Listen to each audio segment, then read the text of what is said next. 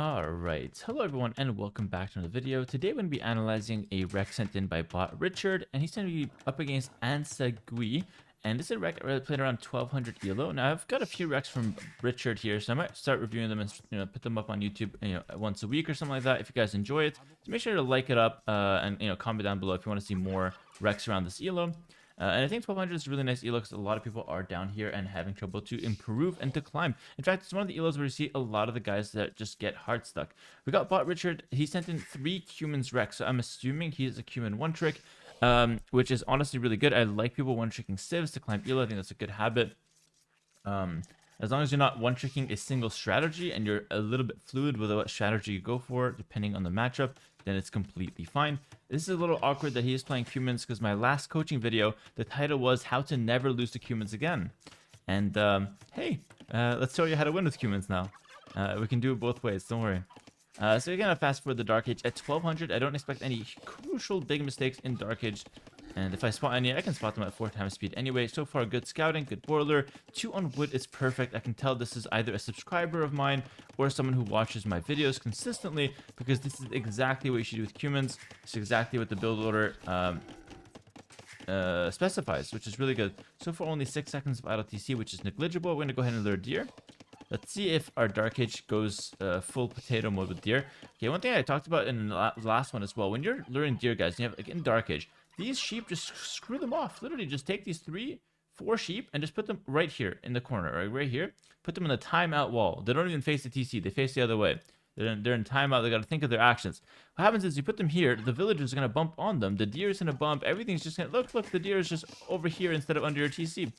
It just makes life messier. So just throw the sheep, put them in timeout, and then if you need them, you can just bring them in. Here we're going to try it to 19 pop with loom up, which is honestly a really nice build. Then we send over some of those to wood. One small mistake, we have a low HP build there. If that gets picked off, we're going to be feeling pretty bad about it. Alright, and right here, speaking of getting picked off. Oh, good micro though, good micro. Yeah, that shouldn't be there, but nice job trying to save it. It will go down. This is fine. No, you should chase this. For what? You should chase this for sure. Number 1, he just killed your woman. You gotta defend this guy. What? We don't want to adventure? Okay, and a more serious note, you should definitely chase that, because number 1, he's weak. Number 2, you're faster to feudal. And number 3, you have a Cuman scout, which moves faster than regular scout. So even if it's feudal same time, sorry, faster to feudal. Even if it's feudal at the same time, you will still chase him down and you will still kill him. So 100%, you should have chased down that scout. That's a generic tip. Building with 9 vills, just letting you know, the correct number is actually 8 vills. Just letting you know, so 1 vill can go elsewhere. Not the most important thing. And also, just letting you know, as close as possible to the wood line is how you do it. 1 tile gap is actually pretty bad for efficiency, and there's no reason to do that. And if you want it to be on stone, you can just touch the stone and touch the wood, and that would be perfect as well. But overall, you're going to go for the 2 TC boom. Your opponent's going to attack you with, by the looks of things, archers, but we don't know this yet. Let's take a look at your scouting.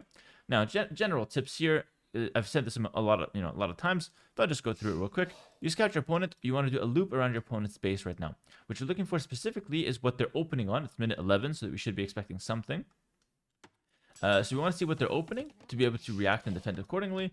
And you also want to see where their resources are positioned, because although we're 2 TC booming, we are not going to be defending the entire time. Going for the barracks, this is actually a really crucial mistake. So right now, your Cuman one trick, listen up, this is going to be super important for all your games. What you should be focusing on at the moment is converting your wood into food as fast as possible. You can see right now that you're producing quite consistently from your 2 TC, but this will not be the case forever unless you get the farm count up. What you need is actually to rush to 12 farms, which is going to be enough to sustain 2 TC production. It could be 12 on food, so your sheep and berries are, fair enough, it's good. But look at this, I can already see the problem is coming. You have 1 sheep, the sheep is almost done. So you have only 1 sheep left, and you have only 2 vills on berries. So you're going to need to get 10 farms, or else you're going to have idle TC. And idle TC, when you have 2 TC, is the worst thing ever, right? We're making a second TC, big investment to get a village advantage, but idling our TC is going completely against our plan. So we want to try to seed farms as fast as possible, and the barracks is fine. I personally don't think you need to rush the barracks, but if you want to go barracks and range right now to defend against the archers, that is completely fine. And you did scout the archers. So what you should do now, since you did make the barracks, is definitely go ahead and make a range to have some defensive skirmishers, which is honestly very solid. If you do that, that's perfect. Okay, gonna go for some walls instead. Now, I don't mind the walls, but then it just doesn't make sense to make the barracks, right? If your plan is the wall, you don't really need the barracks. If you make the barracks, the range is only 100 wood. I'd much rather see you make a range. And like clockwork, take a look at this. We already have a completely collapsed economy. You're trying to get horse collar. We need 12 farms at 6 farms, and your 2 TC might as well be thrown in the bin because it is absolutely useless. That TC is idle. It's only there for cosmetic purposes to make your base look cute. But honestly, I'm not interested in that. I'm interested in the build count, and right now it's not there. Take a look at the idle TC as it ramps up. This is a crucial mistake, and if you're a cumin one trick, or if you're maining cumins, this is 100% something you need to take a look at. Rush the 12 farms as soon as possible, because if not, you're going to have this idle TC literally every game. I mean, take a look at the build count. You're like, you should be up like 3 or 4, maybe 5. Extending the lead now, you're barely up 1, which is a huge mistake. Okay, your opponent's going to attack you with some archers. Now, if we made a range, we'd have some army to defend. Now, the problem I have with fully walling, and listen up everyone, this is very important. The problem I have with fully walling with no army, and this is not just a cumin tip, this is any civilization. Let's say you just don't make army in feudal. If you're not fully walled 100%, the walls are completely useless, alright? So if your opponent can get into your base and hit your villagers, then your walls haven't accomplished anything, alright? Or virtually anything. You know, you could say they zoned your opponent off or something like that, but that's not really that impactful. And take a look at this. Your opponent, seeing you not fully walled, would just simply run into your base. This is why going for the skirmishers would have 100% been the correct choice. Something to think about. And honestly, I have a cumin 2TC build builder available on my Patreon, available to my Twitch subscribers and my Discord. It is out there. The information is out there. And the idea with that build builder is that after your second TC, you want to secure some defense. So whether it's barracks with spears, if your opponent's on scouts, or it's skirmishers if your opponent is on archers, or you mine stone and do tower defense. But one thing is for sure, you will need 100% some form of defense, because without any defense, we can't get to Castle Age in a safe way. So even despite all this, we are still somewhat okay. The steps should be to, number 1, still get a range down and clear this up, because again, having these archers here for 5-10 minutes is going to hurt us way too much. Getting a few skirms to deal with it will be actually cheaper. I mean, take a look at this. We're down 1,100 resources right now, so something is clearly wrong with our approach. And I've highlighted quite a few mistakes here, to be honest. Like, I would pay very close to what I've been saying so far, because again, these are mistakes that will happen to you every single game. You didn't get unlucky here at all. You don't have a bad map here. Your opponent didn't outplay you here. You're just simply making mistakes that can be easily corrected. And I know that might sound bad, but it's actually a really good thing. When you're making easy to correct mistakes, and I'm pointing them out for you, this is exactly what we want out of a rec review. If I see this rec and I'm like, oh, you played really well, you're just bad, or you just like, you know, you have to get better at micro, that's way more discouraging. Like, that's way harder. But so far, I'm noticing you're making the economy very nicely. You know how to set up your walls, your Dark Age was clean. I don't think you're a bad player at all here. I actually think quite the contrary. You're doing exactly what you need to do. Good habits. It's just got to fix up these few easy to correct mistakes in the early game. Okay, now what happens if we're in this situation? If your opponent is pressuring us? Again, number 1, as I mentioned earlier, to get the army out and clear it. Number 2, we got to get back on the walling. You do want to be fully walled at some point in Cumins. The order should have been army first, walls second. Because if we did walls first, he gets in, then we're screwed, right? It's army first, walls second. And just to further my point here, you have so many vills idle. Okay, 7 vills, 8 vills, maybe 10 vills. Let's say you have 10 vills idle because of these archers.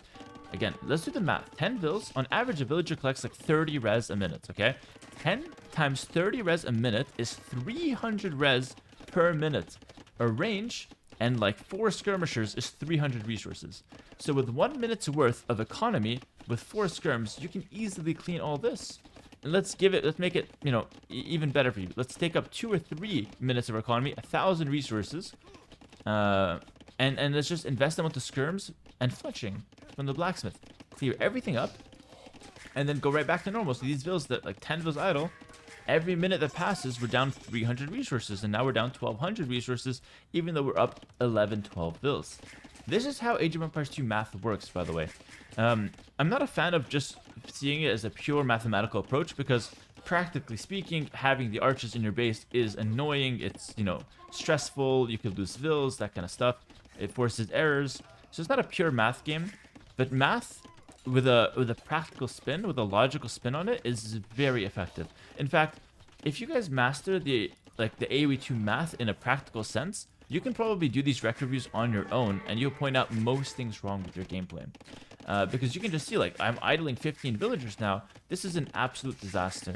So the conclusion from this game is that we just simply cannot allow these archers to exist in our base.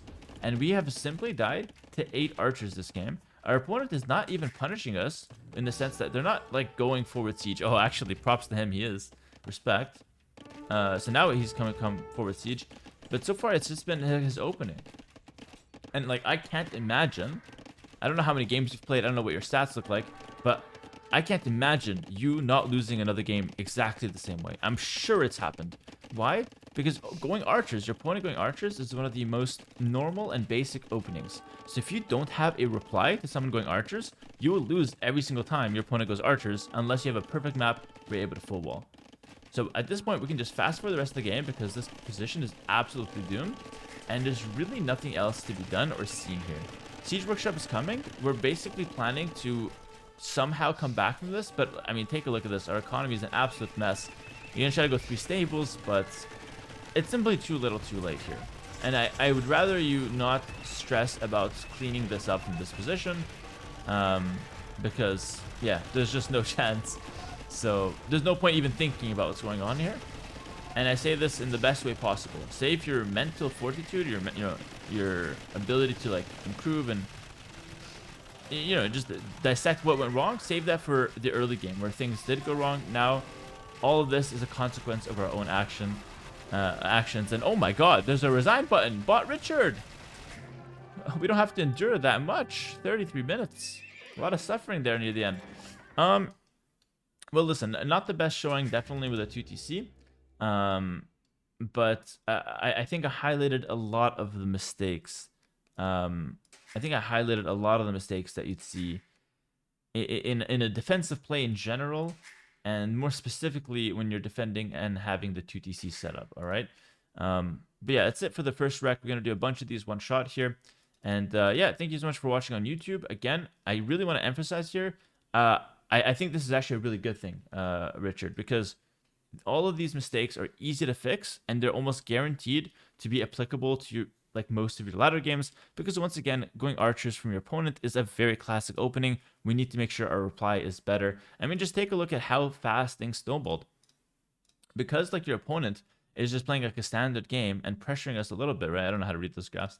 But because your opponent's playing a standard game, just pressuring us a little bit with archers, his economy is completely untouched at home. And he's just like, he's on 10 farms, and we're now just getting onto more farms than him. We have the same vill count. Like, our opponent is not actually behind. They just have army. Like, we have actually less pop than him, you know what I mean?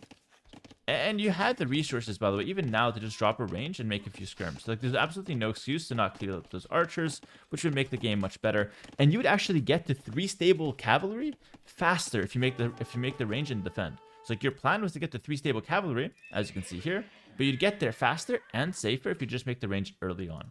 All right. It's kind of like when you're trying to save up for something, but it's just unsafe to save up for it. Like when you're saving up for Imp, for example, in Castle Age. You can't just randomly click Imp. So again, same concept with Feudal Age. You can't just randomly just save up for Castle Age. You have to make army and make sure you don't die in the process. So making army is definitely the way to go, and then saving up afterwards once you are safe. I think it's a very helpful rec for a lot of people out there on YouTube. So although it was not the best showing from us, Richard, this time around, I really hope that people and yourself can learn from it. And we'll see you guys in the next one. Like, comment, subscribe if you guys want to see more of these rec reviews. Take care. I'll see you guys next time. Peace.